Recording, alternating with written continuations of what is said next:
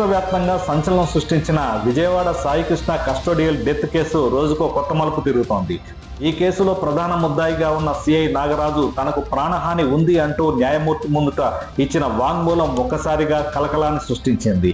అంటే ఈ కేసులో సిఐ నాగరాజు కేవలం పాత్రధారి మాత్రమేనా? సిఐ నాగరాజు నోరు విప్పితే అసలు సూత్రధారులు బయటికి వస్తారా? ఈ వ్యవహారం జరగకుండా ఉండేందుకు నాగరాజుకి ఏదైనా హాని తలపెట్టే కార్యక్రమం జరుగుతోందా? ఈ మొత్తం వ్యవహారం మీద సిట్ దర్యాప్తు సమగ్రంగా జరిగితే తప్ప అసలు వాస్తవాలు వెలుగులోకి రావు.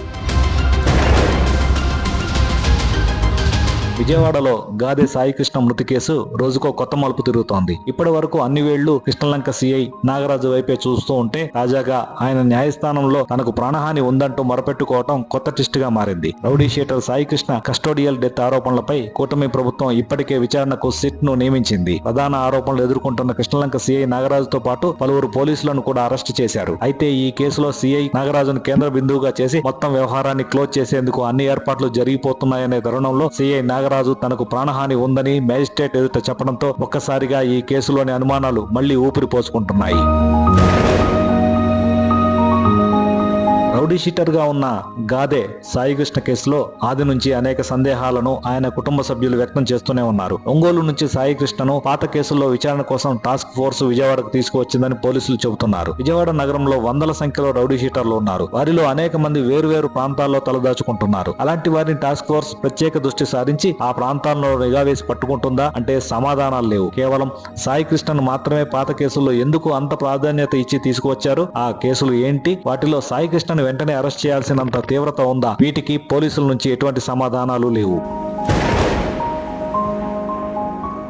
కృష్ణలంక పోలీస్ స్టేషన్ కు సాయికృష్ణను అప్పగించినట్లుగా రికార్డులు ఉన్నాయని సిట్ చెబుతోంది. ఆ తర్వాత సాయికృష్ణ ఏమయ్యాడు?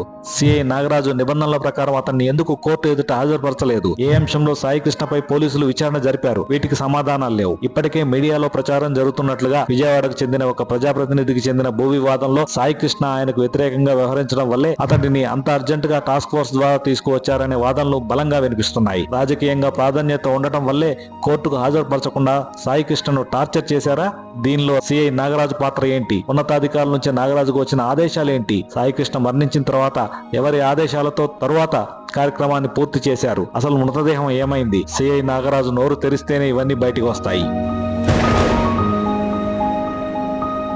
సిట్ దర్యాప్తు వరకు సిఐ నాగరాజు సేఫ్ గానే ఉంటారని, కానీ జాతీయ మానవ హక్కుల కమిషన్ వంటి సంస్థలు జోక్యం చేసుకున్న నేపథ్యంలో సిఐ నాగరాజుకు ప్రభుత్వం నుంచి ఉన్నతాధికారుల నుంచి ఏ మేరకు భద్రత ఉంటుందనే చర్చ జరుగుతోంది. ఈ వ్యవహారంలో పీకల్లోతు కూరుకుపోయాననే అనుమానం రావడంతో సిఐ నాగరాజు తన ప్రాణాలకు ముప్పు ఉందనే విషయాన్ని గ్రహించారా? ముందు జాగ్రత్తగా మేజిస్ట్రేట్ ముందు తన భద్రతపై ఆందోళన వ్యక్తం చేశారా? ఇప్పుడు ఇదే చర్చ జరుగుతోంది. అంటే సాయికృష్ణ మరణం వెనుక భూ వివాదాల వ్యవహారం ప్రబలంగా ఉందనే అంశం క్రమంగా బయటికి వస్తూ ఉండటంతో ఈ కేసు ముగింపుకు వదులు కొత్త ప్రారంభాలు చూడబోతుందనే అనుమానాలు సర్వత్రా కలుగుతున్నాయి. రౌడీ షీటర్ గాదే సాయికృష్ణ మరణం మిస్టరీగానే మిగిలిపోతుందా? ఈ మిస్టరీ వెనుక నాగరాజు పాత్ర ఎంత? అతన్ని నడిపించిన సూత్రధారులు ఎవరు? సిట్ దర్యాప్తు మరింత ముందుకు సాగితే తప్ప ఇందులోని విషయాలు వెలుగులోకి రావు.